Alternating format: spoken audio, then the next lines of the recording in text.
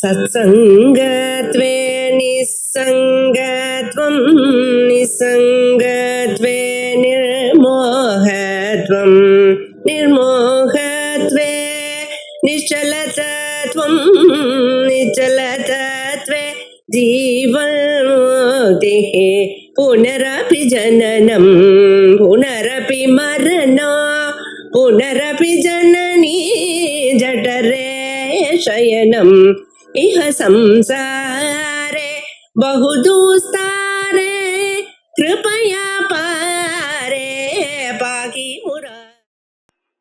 அம்பாளுடைய நாமாக்கள்ல மரீசி எனக்கூடியதான 4வது காலம் முடிஞ்சது. அடுத்ததாக இருக்கக்கூடியதான ஜுவாலினி கலை இப்ப ஆரம்பிக்க போறது. சரியா இருக்கு, ஜுவாலினி கலை ஆரம்பிக்க போறது. இதுல முன்னால நடந்ததான 100 நாமாக்கள், அதுல சில நாமாக்கள் பிரசித்தமானதுங்கிறது மட்டும் இல்லாமல் ரொம்ப மனுஷியால சர்வதா சர்வ காலமும் அதை பின்பற்ற வேண்டியதான நாமாக்கள். முதல் நாமா சத்கதி பிரதான ஆரம்பிச்சிருக்கு. நல்ல கதியை கொடுக்கவள் அப்படின்ட்டு. நல்ல கதி அப்படின்னா எது? மனுஷாளுக்கு இகலோகத்திலையும் சௌக்கியமா இருக்கணும், பரலோகத்திலையும் சௌக்கியமா இருக்கணும், அதே சமயத்துல மறுபிறவி இல்லாத நிலையும் கொடுக்கணும். இப்படி இருந்ததையானால் அதுக்கு சத்கதியும் பேரு. இப்படிப்பட்டதான சத்கதியை கொடுக்கக்கூடியது சத்கதி பிரதா. அப்படி அம்பாள தியானம் பண்றவாளுக்கு தாமுபைகி மகாராஜ சரணம் பரமேஸ்வரியும் ஆராதிதா சைவ நிருணாம் போக ஸ்வர்க அபவர்கதா. அம்பாள தியானம் பண்றவாளுக்கு இந்த லோகத்துல எல்லா விதமான போகங்களும் கிடைக்கும், ஸ்வர்கலோகமும் கிடைக்கும் மரணானந்தரம். அதற்கு பிறகு அபவர்க்கம். அபவர்க்கம்னா மறுபிறவி இல்லாதான மோட்சமும் கொடுக்கும் அப்படின்னு சத்கதியை கொடுக்கிறவள் அப்படின்னு ஒரு அர்த்தம் பார்த்தோம். அதே போலயே சதாங்கதி, நல்லோர்களுக்கு எப்படிப்பட்டதான ஒரு சம்பந்தம் இருக்கோ அந்த கதியும் கொடுப்பார். நல்லோர்களிடத்துல சேரக்கூடியதான பரிஸ்திதியும் கொடுப்பார். இந்த பக்தா இது இருக்கா இல்லையா, உபாசகால் இவாழ்வு சேர்ந்தா என்ன ஆகும்னா அவ அனாவசியமான மற்ற விஷயங்களை பேச மாட்டார். சர்வதா சர்வகாலமும் அந்தர்முகமாகவே இருக்கா. அந்தர்முகமாக இருக்கிறதுனால லௌகிகமான மீன்வம்பு ஒன்றும் பேசாமல் எப்பொழுதும் அம்பாளை பத்தியும் வேதாந்தத்தில் இருக்கிற ஆத்ம சாதத்தை மட்டும் பேசிட்டு இருக்க. ஆகையால் அவளோட நம்ம சேர்வமையானால் நம்ம மனசுல இருக்கக்கூடியதான மற்ற எண்ணங்கள்னா அது சப்சைட் ஆகி கீழ் நோக்கி சென்று ஆத்ம தத்துவம் மற்றும் நன்றாக தோண ஆரம்பிக்கும். இப்படிப்பட்டதான சத்துக்களுடைய கதியை கொடுக்கிறவள் அம்பாள். அம்பாளுடைய அனுகிரகத்தினால்தான் மனுஷாளுக்கு சத்சங்கமானது ஏற்படும். சத்சங்கம் ஏற்பட்டால் சத்சங்கத்வே நிசங்கத்துவம், நிசங்கத்வே நிர்மோகத்துவம், நிர்மோகத்வே நிச்சல தத்துவம், நிச்சல தத்துவே ஜீவன் முக்தி அப்படின்னு ஜீவன் முக்தி பரியந்தமான ஒரு தத்துவத்தை கொடுப்பாள் அப்படிங்கிறது முதல் நாமாவை பார்த்தோம். அதுல இருந்து ஆரம்பிச்ச சில நாமாக்கள் மகேஸ்வரி. மகேஸ்வரனுடைய ஆத்தக்காரே மகேஸ்வரி. உலகத்துல இருக்கிற யாராவது ஈஸ்வரான்னு நீங்க சொல்லிட்டு இருக்கோ அவளுக்கெல்லாமே ஈஸ்வரியா இருந்திருக்கா. ஈஸ்வரானாம் ஈஸ்வரி. யாரார் லோகத்துல இருக்கக்கூடியதான அத்தனை உயர்ந்ததான நிலை அடைகிறாளோ அதையோட மேலா இருக்கக்கூடியதான நிலை மகேஸ்வரி அப்படிங்கிற ஒரு சுரூபம் பார்த்தோம். இதற்கு மேல மகாபாதகநாசினி. பாதகங்கள்னா பாபங்கள். இந்த பாபங்கள் பல விதமா இருக்கு. நான் இந்த உபநயனம் பண்ற காலத்திலயோ அல்லது ஒவ்வொரு வருஷமும் உற்சர்ஜனம் அப்படின்னு வேதங்களை விட்டுவிட்டு மறுபடியும் அதை கிரகிக்கக்கூடியதான பூர்ணல் மாத்துக்கிற தினத்துல மகாசங்கல்பம் வரும் பொழுது நாம என்னென்ன சொல்லிட்டு இருக்கோம் அப்படின்னு பார்த்தோம்னா உபபாதகங்கள், மகாபாதகங்கள், இப்படி பலதை சொல்லிட்டு இருக்கோம். மனுஷன் பிரம்மஹத்தியாதி தோஷங்கள்லாம் இருக்கு. அவைகளுக்கெல்லாம் தர்மசாஸ்திரத்திலேயே அதுக்கு பிராயஷ்சித்தம் சொல்லல. தங்கத்தை பிராமணனுடைய தங்கத்தை திருடுறது, இப்படிப்பட்டதான சிலது சுராபானம் பண்றது, இப்படிப்பட்டதான தோஷங்களுக்கு பிராயஷ்சித்தமே இல்லைன்னு சொல்றார். பிராயஷ்சித்தம் இல்லாதான பாபங்கள்லாம் இருக்கு. பிராயஷ்சித்தம் பசியாமி ஏன சுத்தேஷ்ட ஆத்மஹா அப்படிங்கிறார் ஸ்மிருதி முக்தா பலத்துல. அதுக்கு பிராயஷ்சித்தமே நாம் பார்க்கல. எதனால அவன் தன்னை சுத்திப்படுத்திப்பானோ அப்படிப்பட்டதான பிராயஷ்சித்தம் பார்க்கலேங்கிறார். அப்படிப்பட்டதான மகாபாதகங்கள் கூட அம்பாளுடைய நாமாக்களை ஜபம் பண்றதுனால போயிடும். ஆகையால் இந்த நாமாவானது மகாபாதக நாசினி.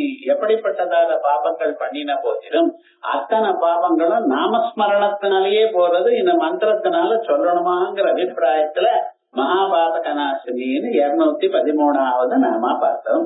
அதுக்கப்புறம் அம்பாளுடைய ஸ்வரூபம் எப்படி இருக்க? மகேஸ்வர மகாகல்ப மகாதாண்டவ சாட்சிணி. மகாகல்பத்துல கல்பம் முடிகிற காலத்துல தாண்டவம் பண்ணிட்டு இருக்கார் பரமேஸ்வரன். தாண்டவம் எதற்காக பண்றார்? உலகங்களை எல்லாம் தன்னிடத்துல சேர்த்துக் கொள்வதற்காக. ஏன் உலகத்தை எல்லாம் தன்னிடத்துல சேர்த்துக் கொள்ளணும்? அப்பத்தானே புதுசாக இன்னொன்னு தயார் பண்ண முடியும். இப்ப பழைய வீடு இருக்கு, அந்த வீடை இழிச்சு கீழே தரமட்டமா ஆக்கினாத்தானே புதுசாக உங்களுக்கு இஷ்டமாக இருக்கக்கூடியதான வேற வீடை நீங்க கட்ட முடியும். ஆகையால் இருக்கக்கூடியதான இந்த பிரளயத்துல இப்ப இருக்கக்கூடியதான ஒரு மாறுதலை எல்லாம் மாற்றி மறுபடியும் புதுசாக வரணுங்கிறதுக்காக. ஏன்னா புதிதான ஒரு சந்தர்ப்பங்கள் கொடுத்தான் மனுஷன் மறுபடியும் மாறுவாளோ எனக்கூடியதான அபிப்பிராயம். முன்னோக்கி பார்ப்பேளோ அம்பாளுடைய ஸ்வரூபம் அடையுமோ எனக்கூடியதான அபிப்பிராயத்துல மறுபடியும் பார்க்கிறாள். ஆகையால் தான் அதுக்கு அந்த கல்பத்தை முடிகிற காலத்துல கல்போபசம்ஹரண கல்பித தாண்டவஸ்ய தேவஸ்ய கண்ட பரசோஹோ பரபைரவஸ்ய. பரமேஸ்வரன் தாண்டவம் ஆடிண்டிருக்க. அவருடைய தாண்டவமானது என்ன ஆச்சு? இதுவரைக்கும் கட்டிருக்கக்கூடியதான ஜட்டாஜூட்டங்கள் அவங்க வச்சான். அந்த ஜடைகள்லாம் அடிக்கிற காலத்துல அங்க மேல இருக்கக்கூடியதான சூரியன் சந்திரன் நட்சத்திரங்கள் ஒன்னோட ஒண்ணு இடிச்சுண்டு ஒரே தேஜஸ்டானது உண்டாய் உலகம் முழுக்க அக்னியாக எரியதான். அப்படிப்பட்டதான அந்த தாண்டவத்தையும் அம்பாள் வேடிக்கை பார்த்திருக்கலாம். பாசாங்குஷைட்சவ சராசன புஷ்பபானா சா சாட்சியும் ஜெயத்தே தவ மூர்த்தி ரேகா அப்படின்னு சாட்சி ஸ்வரூபமாக இருந்துட்டு வேதாந்தங்கள்ல சாட்சி சேதா கேவலோ நிர்குணஸ்தா அப்படின்னு பரமாத்மா சாட்சி ஸ்வரூபமாகவே இருக்க. யாரையும் இந்த செயலை நீங்க பண்ணுன்னு தூண்டலையும் அவர். நீங்க எந்த கர்மா பண்ணினா அந்த கர்மாக்கு தகுந்ததான பலத்தை கொடுக்கிறாரே தவிர பகவான் தூண்டல. ஒருவேளை பகவானே தூண்டி இருப்பாரே, ஆனால் அப்ப என்ன ஆகும்? தூண்டினவருக்கும் பாவம் வந்துடும். அவன் என்ன சொல்றான்? எல்லாமே அவனுடைய செயல் அப்படிங்கிறது இவன் தப்பு காரியம் பண்றது. இவன் தப்பு இவன் பண்றதுனால அவர் தூண்டினார் நினைக்கப்படாது. அவர் எப்படி பர்ஜன்யமன் நிமித்த காரணம். இப்ப இந்த தீபம் இருக்கு, தீபம் எப்படி அது வேணும்னா இருக்கு, அது தன்னுடைய வேலை செய்யறது. நீங்க சீட்டாடையும் விளையாடா, பகவத்கீதையும் வாசிக்கலாம். பகவத்கீதை வாசிக்கிறது உதவுறதுனால அதுக்கு புண்ணியமும், சீட்டாட்டம் உதவுறதுனால இந்த பாபமும்னு சொல்லப்படாது. நீங்க அதே மாதிரி இந்த பரமேஸ்வரன் உங்க அம்பாள் உங்க இதயத்துல இருந்து கொண்டு சாட்சியா நடக்கக்கூடியதான எல்லா விஷயத்தையும் பார்த்து கொண்டிருக்கலாம். இந்த பார்க்கறதுனால என்ன ஏற்படுறது? யார் அந்த பக்கம் திரும்பி பார்க்கலானோ அவனுக்கு அனுகிரகம் கிடைக்கிறது. யார் பார்க்கலையோ அவனுக்கு அனுகிரகம் கிடைக்கல. இல்ல இந்த போகி பண்டிகை எல்லாம் வருது பார்த்தீங்களா? அவ ரொம்ப குளிர். சிவராத்திரி வரைக்கும் குளிர் இருக்கும். நமக்கு குளிர் பத்தி தெரியாது, ஜனத்தொகை ஜாஸ்தியா கிராமாந்தரத்துல போல தெரியும். அங்கே அவ்வளவு குளிரா இருக்கும். நான் சந்தியில என்ன பண்ணுவா? நெருப்பை மூட்டி விடுவா. யாரு கிட்ட போறாளோ அவளுக்கு குளிர் போறது, யாரு எட்டி இருக்காளோ அவளுக்கு குளிர் போறது. அதனால அக்னி சில பேருக்கு தான் குளிர் போக்குறது, சில பேருக்கு குளிர் போக்குறது இல்லைன்னு நீங்க சொல்வீளோ. அதே மாதிரி யார் அம்பாளை நோக்கி அம்பாளுடைய நாமாக்களை சொல்றாளோ, அம்பாளத்துல பக்தியை விட்டுருக்காளோ அவளுக்கு எல்லா பாப்பமும் போய் எல்லா விதமான க்ஷேமமும் உண்டாகும். அப்படிங்கறத சொல்றதுக்காக சாட்சி சேதா கேவலோ நிர்குணச்ச அப்படின்னு சாட்சித்துவ ஸ்வரூபம் இங்க சொல்லியிருக்க. நீங்க அம்பாளுக்கு உலகத்தை படைத்தவள், உலகத்தை காக்கிறவள், உலகத்தை அழிக்கிறவள், அனுகிரகம் பண்றவள், திருவதானம் பண்றவள் அப்படிங்கிற பஞ்ச கிருத்தியங்களை நீங்க சொன்ன போதிலும் அம்மா சாட்சியாக்கா இருக்கா.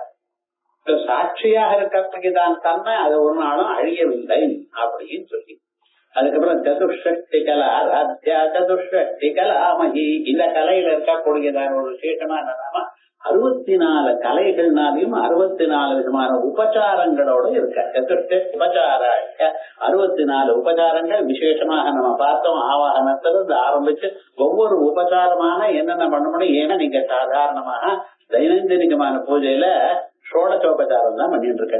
ஆவாகனம் ஆசனம் இப்படின்னு ஆரம்பிச்சு பந்து இவன் நைவேத்தியம் கற்பூரம் சொத்து சோத்திரம் தாம்பூலம் ஸ்தோத்திரம் இப்படித்தான் நீங்க பண்ணிட்டு இருக்க. இந்த 16 உபச்சாரங்கள் பண்றதுக்கே ரொம்ப சிரமப்படுற. பூஜையில சரி ஜபத்துல இருக்கும்பொழுது பஞ்சோபச்சாரம் தான் பண்றேன். பிரதிவியாத்மனே எந்தான் கல்பியாமன்னு சாதாரணமாக பஞ்சோபச்சாரமும் ஷோடசோபச்சாரமும் பண்றதை விட்டு 64 உபச்சாரங்களும் அம்பாளுக்கு விசேஷமாக சொல்லக்கூடிய ஒவ்வொரு உபச்சாரமும் உங்களுக்கு இனக்க பண்றதுன்னு சொல்றது. பகவானுக்கு முன்னாடி ஏன் ஊதுவத்தி ஏற்றி வைக்கிறேன், ஊதுவத்தி இருக்கே ஏற்றி வைக்கிறேன், அவ்வளவுதான் தெரியும் எனக்கு, வேற ஒண்ணும் தெரியல. எதற்காக ஊதுவத்தி ஏற்றி வைக்கணும்? அதுவா அது ஒரு வாசனை கொடுக்கறது. வாசனை என்ன? நம்ம மூக்கானது பகவான் நமக்கு சுருட்டி பண்ணியிருக்காரு. இந்த சுருட்டி பண்ணினது எதற்காக பண்ணினார்? வெளியில இருக்கக்கூடியதான நல்ல நறுமணங்கள் எல்லாம் நாம அனுபவிக்கணும் சுவைக்கணும் என்பதற்காக. பிறந்தண்ணிலிருந்து எனக்கு என் வாழ்நாள் முழுக்க எனக்கு நறுமணத்தை அனுபவிக்கிறதுக்காக எனக்கு நீ சகாயம் பண்ணினாயே, இதனால வாழ்க்கையில எவ்வளவு சுகத்தை நான் அனுபவிக்கிறேன். இந்த நறுமணத்தை எனக்கு கொடுத்ததற்கு அனுபவிக்கிறதுக்கு வேண்டியதான வாய்ப்பை கொடுத்ததுக்காக நான் உனக்கு அதே மனத்தை நான் திருப்பி கொடுக்கிறேன் அப்படின்னு சொல்றதுக்காகத்தான் நீங்க தூபத்தை சொல்லிட்டு இருக்க. தூபத்தை எதுக்கு கொடுத்தது? தீபத்தை எதுக்கு சொல்லுங்கள்? தீபத்தை தினந்தோறும் தீபாராதனம் பண்ணினேலையானால் கண்கள் சௌக்கியமா இருக்கு. மனுஷனுக்கு சர்வேந்திரியானாம் நயனம் பிரதானம். கண் இருந்தாதான் உலகத்துல எல்லா விஷயத்தையும் பார்க்க முடியும். கண்கள் இல்லைன்னா ரோட்ல போறது எவ்வளவு கஷ்டமா நமக்கு. அந்த கண்களை நமக்கு கொடுத்திருக்காரு சின்ன வயசுல இருந்து, அது பாட்டுக்கு அது ஏதோ வேலை செஞ்சுட்டே இருக்க. இப்படிப்பட்டதான கண்ணை கொடுத்த அந்த பகவானுக்கு நம்ம என்ன பண்றோம்? ஜோதிஷ காமிச்சுட்டு இருக்கோம். ஏன்னா எனக்கு என் வாழ்க்கையில ஒளி ஏற்றி வச்சாய் நீ, ஆகையால் அல்லவா நான் இத்தனையும் பார்த்து கொண்டிருக்கேன். இவைகள் இல்லாத போனா, கண்ணு இல்லாத போனா அவனுடைய வாழ்க்கை எப்படி இருக்குன்னு கவனிச்சு யோஜனை பண்ணி பாருங்க. ஆகையால இந்த ஜோதிஷை எனக்கு கொடுத்ததற்காக உனக்கு ஜோதிஷை காட்டுகிறேன் அப்படின்னு நினைச்சிட்டு தீபத்தை காட்டியிருக்கேன். ஒவ்வொரு உபச்சாரத்துக்கும் ஒரு அர்த்தம் உண்டு. நம்ம பாட்டுக்கு ஏதோ சரி பண்ணுங்க அப்படின்னு கடனேன்னு பண்ணிட்டு வரோம்.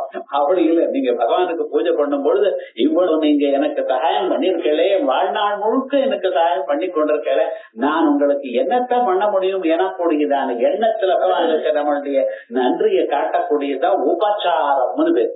உபா பிறகு அதற்கு பக்கத்தில் சரதி, நீங்க எனக்கு பண்ணினதுனால நான் அந்த சந்தோஷத்தை அனுபவித்து ஒரு சின்ன சாக்லேட் கொடுத்தாலே தேங்க்ஸ் சொல்லு அப்படின்னு அம்மா குழந்தைக்கு சித்தராளோ இல்லையா? இந்த தேங்க்ஸ் பகவானுக்கு சொன்னீங்களா நீங்க? அவர் எதிர்பார்க்கல. அது வேற. சாயம் பண்றவா யாரும் நிஜமா தேங்க்ஸ் எல்லாம் எதிர்பார்க்கணும்டா பண்ண எதிர்பார்த்தா அவ பண்ணல. ஆனா விவகாரம் என்ன, இது நாம நம்மளுடைய ஒரு சந்தோஷத்தை தெரிவிக்கிறோம். ஆகையால் பூஜையில பகவானுடைய அடிமையா நான் இவ்வளவு அனுபவத்தை பெற்றதுக்கேன்னு என்று சொல்லக்கூடியதான வழியாக பஞ்சோபச்சாரத்தையும் ஷோடசோபச்சாரத்தையும் பண்ணிட்டு இருக்கோம். அதே போல அம்பாள் பண்ணக்கூடியதான உதவியை நினைக்கிறது தான் சதுஷ்டி உபச்சாராட்சிய சதுஷ்டிகள். ஏன்னா இவைகள்லாம் சொன்னாதான் நமக்கு இந்த உபச்சாரத்துடைய மகிமையே தெரியும். என்னமோ ஏதோ உபச்சாரம் அப்படின்னு நினைச்சிருந்து தினந்தோறும் அப்படி பண்றோம் பார்த்தீங்களா? அப்படி இல்ல. அது சந்தோஷமா பூஜை பண்ணும் பொழுதோ ஜபம் பண்ணும் பொழுதோ அதோட ஒன்றி போயிடணும். வேற இன்னொரு எண்ணம் இருக்கப்படாது, லௌகிகமான எண்ணமே இருக்கப்படாது. ஏன்னா இப்படி தெரிஞ்சுட்டு பண்ணணுமா? அப்படி அதை சொல்லக்கூடியதா சதுஷ்டிவராத்யா அப்படின்னு பண்ணும். அதுக்கப்புறம் மகா திரிபுர சுந்தரி, முப்புறத்திலையும் எல்லோத்துக்கும் அழகானவள்ங்கிற அர்த்தம் நம்ம பார்த்துட்டு இருந்தோம். மகா திரிபுர சுந்தரி, திரிபுரம்னா முப்புறங்கள், முப்புறங்கள்லயும் சுந்தரி அழகானவள்னு. அதோட மட்டும் இல்ல, இந்த சுந்தரிங்கிற விதமானது உந்தீக்கிலேதனே எனக்கூடியதான தாத்துல இருந்து வந்தது. ஆகிய எல்லோருடைய மனசையும் கவர்றவள். மனசை கவரினா என்ன ஆகும்? நம்ம மனசு வேற இங்கும் அங்கும் போகால அப்பா இடத்துல வந்து நின்றுவிடும். சர்வதா சர்வ காலமும் ஆத்ம தத்துவத்துல மனசை நிற்கும்படி பண்ணக்கூடியது அம்பாளுடைய உபாசம். ஆகையால் தான் அம்பாளுடைய உபாசனத்தை ரொம்ப விசேஷமாக தந்திரங்கள்லாம் சொல்லுது. தந்திரங்களுடைய அபிப்பிராயம் என ஸ்ரீ சுந்தரி சேவன தத்பராணாம் போகஸ்ட மோஷஸ்ட கரஸ்த ஏவ எத்ராஸ்தி போகா நக தத்ர மோட்சா. போகமும் உலகத்தையே அனுபவிக்கிறேன்னு சொல்றவனுக்கு மோட்சம் கிடையாது. எத்ராஸ்தி மோட்சா, இங்க எல்லாத்தையும் சர்வசங்க பரித்தியாகம் பண்ணி எல்லாத்தையும் துறந்தவனாக யார் இருக்கானோ அவனுக்கு மோட்சம்னு வேதங்கள் சொல்றது. ஆனா அங்க போகம் இல்ல. ஸ்ரீசுந்தரி சேவன தத்பராணாம் அம்பாளை யாரு தியானம் பண்றாளோ நமஸ்காரம் பண்றாளோ அம்பாளுடைய பக்தாளை யாரு கவிச்சுண்ட அவளுக்கு தொண்டு பண்றாளோ அவளுக்கு போகத்த மோட்சத்த கரத்த ஏவ போகமும் மோட்சமும் கையிலேயே இருக்கு அப்படின்னு விஷயமாக சொல்லக்கூடியதான் நாம திரிபுர சுந்தரி. மூலகத்திலையும் அழகானவன். அழகுன்னு என்னதுன்னு யாருக்கும் தெரியல. ஆயால் அழகுன்னு சொல்றது சாதாரணமான ஒரு அர்த்தம். எல்லோருடைய மனசையும் கவருகிறாள், எல்லோருடைய மனசும் நல்வழியில திருத்துறாள். முதல்ல நான் என்ன சொன்னேன், சத்தியத்தை பிரதான நாமால ஆரம்பிச்சிருக்கேன்னு. அந்த சத்தியத்தையை காட்டக்கூடியதான ஸ்வரூபம் தான் மகா திரிபுர சுந்தரி. அதுக்கப்புறம் சில அவரைகள் ஜாகிரத அவஸ்தா, சொப்னாவஸ்தா, சுருத்தியவஸ்தா இவைகள்லாம் சொல்லி விஸ்வரூபாஜாகரணி ஸ்வபந்தீதை சாத்மிகா சுத்தா பிராஜாத்மிகா துரியா சர்வாவஸ்தா விவர்ஜித அப்படின்னு மனுஷனுக்கு இருக்கக்கூடியதான பல நிலைகள் நடுவுல சொல்லி இருக்கு. இந்த 100 நாமாக்களுக்குள்ள விசேஷமாக நாமாக்கள் பாருங்க. நீங்க ஜாகிரத அவஸ்தையிலும் இருக்கு, சொப்னாவஸ்தையிலும் இருக்கு, சுசுப்தி அவஸ்தையிலும் 3 நிலையிலயும் அம்பாள் உங்களிடத்துல இருக்கா. ஜாகிரவஸ்தையில நீங்க என்னென்ன பார்த்து கொண்டிருக்கீங்களோ, கேட்டுக் கொண்டிருக்கீங்களோ, சுவைத்துக் கொண்டிருக்கீங்களோ, நினைத்துக் கொண்டிருக்கீங்களோ எல்லாத்துக்கும் சாட்சி அம்பாள் இருக்காளோ இல்லையா? உள்ள அது இருந்தா தாங்க நடக்கும். இப்ப இந்த ரூம்ல நம்ம பேசிட்டு இருக்கோம், கேட்டு இருக்கோம், வேற ஏதாவது பண்றோம். ஆனா இத்தனையும் இங்க நடக்கணும்னா தீபம்னு ஒண்ணு இருக்கணும். இருட்டோன்னு இருந்தது ஏதாவது ஒண்ணும் பண்ண முடியுமா நம்மளால? ஆகையால் தீபம் எப்படி இருக்கோ அப்படியே உலகத்துல இருந்து எல்லாத்தையும் ஒழித்து கொண்டிருக்க அவங்களுக்குள்ள அந்த தீபம் இருக்கிறதுனாலதான் அந்த தத்தேவா ஜோதிஷாம் ஜோதி ஆயுர்கோபாசத்தே அமிர்தம் ஆயுஷ் ஸ்வரூபமா அம்பாள் உங்களுக்குள்ள இருக்க. அதனால்தான் இந்த கண்ணு பாக்குறது, காது கேட்கறது, மூக்கு முகர்றது எல்லாமே அந்தந்த செயல் பண்றது. இதுல இத்தனை அவயவங்கள்ல ஏதாவது ஒரு உருப்படி ஒரு க்ஷணம் வேலை செய்யலன்னு நம்ம வாழ்க்கை என்ன ஆயிடும் பாருங்க. ரத்தம் சுத்திட்டே இருக்கு, சுத்துறது நின்று போயிட்டு தானே மனுஷன் நமக்குங்கிறான். காற்று வேலை செஞ்சுட்டே இருக்கு. ஒரு 10 நிமிஷம் நான் ரெஸ்ட் எடுக்கிறேன்னு சொன்னதுன்னு வச்சுங்களேன், சொல்லி ஆரம்பிச்சா போறோம் டாக்டர்கிட்ட நீங்க ஓடுற பக்கத்துல இருக்கலாம் எடுத்து ஏன் சுவாமின்னு. இதுல ஒரு அவயவம் கூட வேலை செய்யாமல் இருக்கப்படாது, எல்லாம் வேலை செஞ்சுட்டே இருக்கு. நீங்க அது பாட்டுக்கு பக்ஷிய போக்கியலே போஜ்ய சோட்சிய லேக்கிய பேயம் கடிச்சு சாப்பிடுறது, மென்னு சாப்பிடுறது, விழுந்து சாப்பிடுறது, உறிஞ்சி சாப்பிடுறது, இப்படி பதார்த்தங்கள்லாம் உள்ள தள்ளிட்டே இருக்கு சார். விடாம அதை ஜீரணம் பண்ணிட்டே இருக்கு பாருங்க. நீங்க வேலை செஞ்சுட்டு இருந்தாலும், படுத்துட்டு இருந்தாலும், படிச்சுட்டு இருந்தாலும், நடந்துட்டு இருந்தாலும் உள்ள அந்த வேலை நடக்கிறதா இல்லையா? இதெல்லாம் அம்பாள் பண்ணிட்டு இருக்காளோ இல்லையோ? ஒரு யாரு பண்ணிட்டு இருக்கா? இவன் சௌக்கியமா இருக்கணும், இதுதான் அந்த அம்பாளுடைய ஒரு விவா. அப்படி எல்லாமும் பண்ணிட்டு தான் இருக்கா. எல்லா நிலைகளையும் உங்களுக்கு சகாயம் பண்ணிட்டு இருக்கா. ஆனா தனக்கென்றதான ஒரு நிலை அடையல. சர்வாவஸ்தா விவர்ஜிதா. தான் முடிஞ்சு இருக்கிறதோ, தான் தூங்குறதோ தனக்குன்னு இல்ல, ஒரு அவஸ்தையும் அங்க இல்ல. ஆனா என்ன பண்ற, எல்லா அவஸ்தைகளும் இருக்கக்கூடியதா அந்த ஜீவனுக்கு உதவி கொண்டு இருக்க. நமக்குள்ள ஆத்ம தத்துவமா இருந்து கொண்டு, பிராணசக்தியா இருந்து கொண்டு அது பண்ணிட்டு இருக்க. இச்சா சக்தியாதான் உங்கள்ட்ட எத்தனையோ ஆசைகளை கிளம்பிண்டே இருக்கா. மனசுல கிரியாசக்தியாக வேலை செஞ்சுட்டே இருக்கா. இப்படி ஞானசக்தி, கிரியாசக்தி, இச்சா சக்தி, இந்த சக்திகளுக்கெல்லாம் அபாரப்பட்டதான ஒரு ஸ்வரூபமா இருக்க. இப்படிப்பட்டதான அம்பாள் தான் அப்ரம்ம கீட ஜனனி. அப்ரம்ம கீட ஜனனி பிரம்மாவில இருந்து ஆரம்பிச்சு ஒரு புழு வரைக்கும் இருக்கக்கூடியதான் எல்லோரையும் சிருஷ்டிச்சார். சிருஷ்டிச்சது யாரு? அம்பாள் தான். ஆகையால் நமக்கெல்லாம் யாரு? அம்மா யாரு? அம்பாள் தான். அதனால்தான் ஸ்ரீமாதா ஸ்ரீ மகாராஜி ஸ்ரீமத் சிம்ஹாசனேஸ்வரி. நம்ம நினைக்கிறோம் எங்க அம்மா என்னார், எங்க அம்மா என்னார்னு நினைச்சுட்டு இருக்கோம். ஆனா நிஜமா அம்மா யார் தெரியுமா? நான் அம்பாள் தான். அதனாலதான் அம்பாளுக்கு மட்டும் ஸ்ரீமாதான்னு சொன்னோம். நம்ம அம்மாவுக்கு மாதான்னு பேரு. இந்த மாதாவே நமக்கு இவ்வளவு சகாயம் பண்ணிட்டு இருக்கா. வாழ்நாள்ல சின்ன வயசுல ஒண்ணும் தெரியாத வயசுல, அறியாத வயசுல நமக்கு ஆகாரத்தை கொடுத்து உடம்பு சரியா சௌக்கியமா இருக்கும்படி பார்த்து எத்தனையோ சகாயம் பண்ணி இந்த வளர்த்தாலே. இந்த அம்மாவே எப்படின்னா உலகத்தை எல்லாம் காப்பாத்து உலகத்தையே வளர்த்தான அம்மாக்களுக்கெல்லாம் அம்மாவா இருக்கக்கூடியதான அந்த மாதாவை பத்தி சொல்லணுமா? ஆகையால் அம்பாள விசேஷமா அப்ரம்ம கீட ஜனனி. உங்களுக்கு மட்டும் இல்ல, சதுர்முக பிரம்மாவில இருந்து ஆரம்பிச்சு ஒரு புழு வரைக்கும் இருக்கக்கூடியதான எல்லா பிராணிகளையும் உண்டு பண்ணினா, காப்பாத்தினா, தன்னிடத்துல வாங்கி கொள்ற அனுகிரகம் பண்ணிட்டு இருக்கா. அப்பப்பா தன்னுடைய ஸ்வரூபத்தை மறைச்சுட்டு இருக்கா. இப்படி 5 நிலைகளையும் பண்ணிட்டே இருந்துட்டு இருக்காளா. ஆகையால் அம்பாளுக்கு அப்ரம்ம கீட ஜனனின்னு சொன்னேன். ஆனா அப்ப எல்லாரும் ஒரு அம்பாள்கிட்ட இருந்தா பிறந்திருக்கான், எல்லாரும் அண்ணன் தம்பி தானே, நம்ம இஷ்டமா நம்ம இருக்கலாமேன்னு சொல்லாதீங்க. வர்ணாசிரம விதாயினி. அவ வர்ணங்கள், ஆசிரமங்கள் எப்படி ரூல்ஸ் அண்ட் ரெகுலேஷன் இருக்கோ அப்படித்தான் பார்க்கணும். அந்தனர்களா இருந்தா அவ எப்படி பழகணுமோ அப்படி இருக்கணும். அதே மற்றவர்கள் ஒவ்வொருத்தருக்கும் வர்ணங்கள் உண்டு, ஆசிரமங்கள் உண்டு. பிரம்மச்சரிய ஆசிரமத்துல எது பண்ணணுமோ அதான் பண்ணணும். சமிதாதானம் தான் பிரம்மச்சரிய ஆசிரமத்துல பண்ணணும். கல்யாணம் ஆனப்பறம் எனக்கு ஆபீஸுக்கு அர்ஜென்டா போன சார், சந்தியாந்தனை விட்டுறேன்னு சொல்லக்கூடாது. நீங்க அங்க வேற ஏதோ பண்றேன்னு சொல்லக்கூடாது. எல்லா கன்னியாரி கர்மாக்களை பண்ணல, நானும் பண்ணல, நான் மட்டும் ஓம்னு சொல்லிட்டு இருக்கேன், சும்மா இருக்கேன். இதெல்லாம் நடக்காத காரியம்.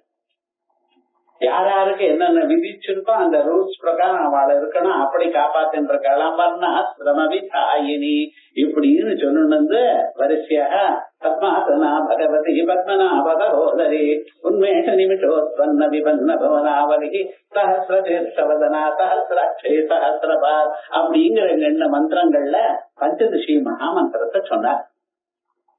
இந்த பஞ்சதசி மகாமந்திரம் கலை வித்தியை மட்டும் சொன்னா நினைக்காது. ஆதி வித்யா, சாதி வித்யா, இப்படி 18 மந்திரங்களை 18 வித்யைகளும் இந்த நாமாக்கள் இந்த கூட்டமா இருக்கக்கூடியதான 8 நாமாக்களுக்குள்ள தீர்மானம் பண்ணிட்டார். ஆகையால் அம்பாள் சர்வ மந்திரமையும் எல்லா மந்திரங்களும் இந்த லலிதா சஹஸ்ரநாமத்தில் இருக்கக்கூடிய இந்த நாமாக்கள் உத்தாரம் வரும்படி வார்த்தைகள் பண்ணினார் அப்படின்னு விசேஷமா அதை சொல்லி கடைசியில அம்பிகா அநாதினிதனா ஹரிபிரம்மேந்திர சேவிகா நாராயணி. இந்த நாராயணி சுரூபம் மனுஷன் எல்லோரும் அடைய வேண்டி சேர வேண்டியதான இடம். அதுக்குதான் நாராயணான்னு பேர். நாராயணன்னு சொன்னா அர்த்தம் நராணாம் அயனம், terminus of all human beings. இந்த ஜன்மா கிடைச்சதுக்குன்னு போய் சேர வேண்டியவன்னா நதினாம் சாகரோகி. நதி எங்கே பிறந்தாலும் எந்த மலையில பிறந்தாலும் கடைசியில எங்க போய் சேர்றது? சமுத்திரத்தை போய். ஆகாஷா பதிதம் தோஜம் யதா கச்சதி சாகரம் சர்வதேவ நமஸ்காரா கேவம் பிரதிகச்சதி அப்படின்னு ஆகாசத்திலிருந்து கீழே விழுந்த ஜலமானது நதி வழியாகவோ அல்லது கூப்பம் வழியாகவோ வேற ஏதோ ஒரு வழியாகவோ கடைசியில எங்க போய் சேர்றது? சமுத்திரத்துல போய் சேர்றதோ. அப்படி யாருக்கு நமஸ்காரம் பண்ணினாலும் எப்படி பண்ணினாலும் அது எங்க போய் சேர்றது? அந்த மகாவிஷ்ணு பிரபுவை போய் சேர்றதுன்னு. அந்த பிரபுவுக்கு சேர்ந்தவள் அம்பாள். ஆகையால் நாராயணி நாராயண சகோதரின்னு சொன்னேன். இப்படி நாராயணி நாமா எல்லா சக்திகளும் ஒரு இடத்துல சேர்ந்துதான ஒரு நாமா. அந்த நாராயணிங்கிறது பிராமி, வைஷ்ணவி, கௌமாரி, நாரதனி அப்படிங்கிற எல்லா நாமாக்களும் எல்லா தெய்வங்களும் எல்லா சக்திகளும் ஒரு இடத்துல ஒன்றி போன நாமா நாராயணி. ஆகையால் நாராயணிக்கு நமஸ்காரம். நாராயணி நமஸ்துதே அப்படின்னு சொன்னீங்கன்னா அத்தனை தேவதைகளுக்கு நமஸ்காரம் பண்ணினா போல. பிரயாணாம் தேவானாம் திருகுணாம் தபசே பவே பூஜா பூஜா.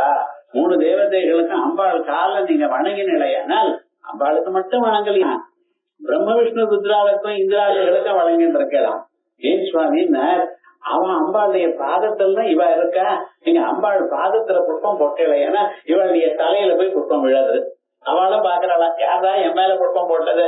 சரி, அவளுக்கு கொடுங்க. அம்பாளுக்கு மட்டும் நீங்க பூஜை பண்ணல, அத்தனை தேவதைகளுக்கும் பூஜை பண்ணிட்டு இருக்கு அப்படின்னு நாராயணிங்கிற நாம பிராமி, வைஷ்ணவி, கௌமாரி, வைஷ்ணவி, வாராகி, சாமுண்டி இப்படி இருக்கக்கூடியதான அஷ்ட தேவதைகளுக்கும் பூஜை பண்ணியதான ஒரு விசேஷமான ஒரு பலம் வருதுன்னு நாராயணி சொல்லி, அந்த நாராயணிங்கிற அம்மா உங்க சரீரத்துக்குள்ள நாத ரூபமா இருக்கலாம். நாதத்தனும் அனிஷம் சங்கரம். நாதத்தனுவா இருந்துருக்கா. நாதம் அப்படின்னு சொன்னால் அந்த நாதமா சப்தத்துல சொல்லக்கூட ஆங்கிற நாதம் இல்லையா, அது ஒரு சவுண்ட். அது ஒரு சவுண்ட். அது நமக்குள்ளேயே இருக்கு. உங்களுக்கு அந்த சத்தம் இருக்கான்னு பாக்கணுமா, ஆத்துக்கு போய் 2 காதையும் பொத்திட்டு கேட்டு பாருங்க. உள்ள இந்த சத்தம் சமுத்திரத்துல அலைகள் வரா போல சத்தம் கேட்கும். கேட்கலன்னா அபவுட் லைன் அர்த்தம். அதனால எல்லாரும் கேட்கறதுன்னு சொல்லப்படுது. அதுல சந்தேகம் இல்லை. ஏன்னா பிராணம் போறவாளுக்கு தான் அந்த சத்தம் கேட்காதான். காலை 2ஐயும் பொத்தினால் நிச்சயமாக உள்ளூர் அந்த சத்தம் வரும். அந்த சத்தமே சங்கநாதம் மாதிரி சத்தம், வீணநாதம் மாதிரி சத்தம் வந்தது. ஏன்னா அந்த இண்டிவிஜுவல் அந்த வாழ்க்கையை முன்னேறி இருக்கான்னு சொல்றதுன்னு சாஸ்திரங்கள் தான் சொல்றது. இது சாதாரணமாக நீங்க ஜபிக்க ஆரம்பிக்கிற காலத்திலேயே சில சமயத்துல தோண தொடங்கும். அது அப்படி இருக்கட்டும். நாத ரூபா நாம ரூப விவர்ஜிதா இப்படின்னு சப்ததி பிரதால ஆரம்பிச்சு நாம ரூப விவர்ஜிதா. பெயரும் உருவமும் இல்லாதவள். பெயரும் உருவமும் இல்லாதன்னா பிரம்மம் ஒண்ணுதான். உலகத்துல இருக்கிற எல்லா பொருளுக்கும் ஏதோ ஒரு பெயர் இருக்கு, ஏதோ ஒரு உருவம் இருக்கு. இப்ப டேபிள்னு சொன்னா அது 4 கால் இருக்கு, மேல ஒரு பலகை இருக்கு, இதை வச்சுட்டா தானே டேபிள்னு சொல்றேன். இங்க ஒரு உருவம் இருந்தா தானே அதுக்கு டேபிள்னு நீங்க சொல்லிட்டு இருக்க. சோ ஒரு பெயர் இருக்கு, ஒரு ரூபம் இருக்கு. ஆனா இதற்கு இந்த பெயரும் உருவத்தையும் யார் வச்சா? அட டெலிபோனுக்கு நாங்க தான் வச்சோம் சார், செல்போனுக்கு நாங்க தான் வச்சோம் நீங்க சொல்லலாம். மனிதன் வச்சான்னு நீங்க சொல்லலாம். பூமிக்கு பூமின்னு பேர் யார் வச்சா? ஆகாசத்துக்கு ஆகாசம்னு பேர் வச்சா? உங்களுக்கு மனிதன் யாரு சொன்னா? இதெல்லாம் வேதம் தான் சொல்றது. அந்த வேதத்தை படைச்ச பரமாத்மா இல்லையா? பரமாத்மா என்ன பண்ணினார்? அம்பாள் சப்த சிருஷ்டிய பண்ணினா, அர்த்த சிருஷ்டிய பண்ணினா. சப்த சிருஷ்டி, சப்தங்கள்னால உலகத்தை எல்லாம் தயார் பண்ணினான். முதல்ல சப்தத்தை பண்ணி அதுக்கப்புறம் அர்த்தத்தை உண்டு பண்ணினான். சொல் முன்னால வந்ததா, பொருள் முன்னால வந்ததான்னா? பொருள் இல்லாமனா அதுக்கு சொல்ல எதுக்கு சார்ந்த?